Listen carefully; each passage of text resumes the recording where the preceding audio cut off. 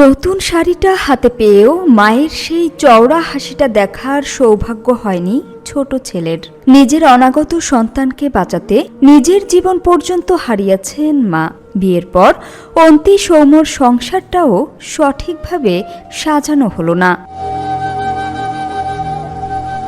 রাজবাড়ির পদ্মা নদীতে ডুবে যাওয়া একটি বাসে মাকে বাঁচাতে না পারা ছোট্ট শিশুর আজাহারি কাঁদিয়েছে সবার হৃদয়। এবারের ঈদে আনন্দের মাঝেও দুর্ঘটনার ছবি কেবল বিষাদ ছড়িয়েছে।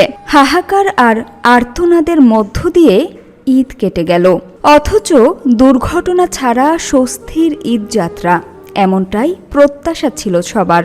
মাস তিনেক আগে অন্তিকে ঘরে আনার পর সৌম্য বলেছিলেন একটি পুতুল নিয়ে এসেছি, কিন্তু সেই পুতুলের নিথর দেহ নিয়ে বাড়ি ফিরতে হলো। নদীর সঙ্গে পরিচিত আহনাফ রায়ানও জলভীতি থাকা সত্ত্বেও নদীতে প্রাণ হারালো। এক দুর্ঘটনায় ঝরে গেল তরতাজা ২৬ প্রাণ।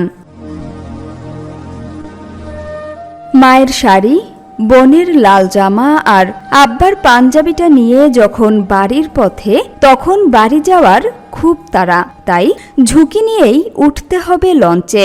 অসতর্কতায় ঘটল দুর্ঘটনা। লঞ্চের চাপে পিষ্ট সোহেল ফকির অনাগত সন্তান আর স্ত্রীকে বাঁচাতে পারলেও পারেননি বাবাকে বাঁচাতে। এদিকে ঈদের পরদিনই ঘটল এক লোমহর্ষক ঘটনা।